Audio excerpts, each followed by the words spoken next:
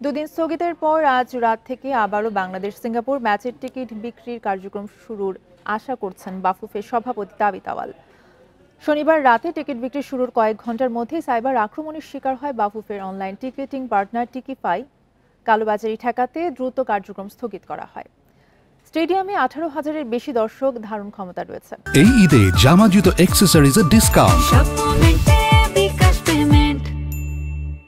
আগ্রহী সব দর্শকের কথায় মাথায় রেখে দেশের 8 বিভাগে ফ্যান জোন করার পরিকল্পনা করছে ফেডারেশন। এছাড়া ব্যক্তিগত উদ্যোগে কেউ ফ্যান জোন করতে চাইলে তাদেরকেও সহযোগিতার আশ্বাস দিয়েছেন সভাপতি। হামজা সমিতদের অন্তর্ভুক্তিতে এশিয়ান কাপ বাছাইয়ে বাংলাদেশ দলকে গ্রুপ চ্যাম্পিয়ন হওয়ার প্রত্যাশা রাখেন তিনি।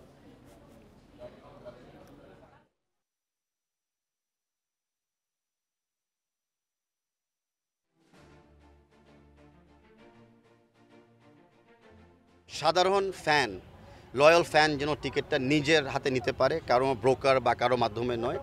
আর যারা যারা কালোবাজারি করতে চায় তাদের তো আপনারা নমুনা শুনেই গেছে এই মুহূর্তে, যে সাইবার অ্যাটাক যেটা হয়েছে আমাদের ওয়েবসাইট এবং টিকিটিং প্ল্যাটফর্মের উপরে, সেটা কিন্তু মূলত হয়েছিল বিকজ একটা বা দুটো আইপি অ্যাড্রেস থেকে চেষ্টা করেছিল ব্যাপকভাবে টিকিটগুলোকে ব্লক করার জন্য। নিয়মিত ব্ল্যাক মার্কেট এগেনস্টে আমরা অভিযান চালাবো।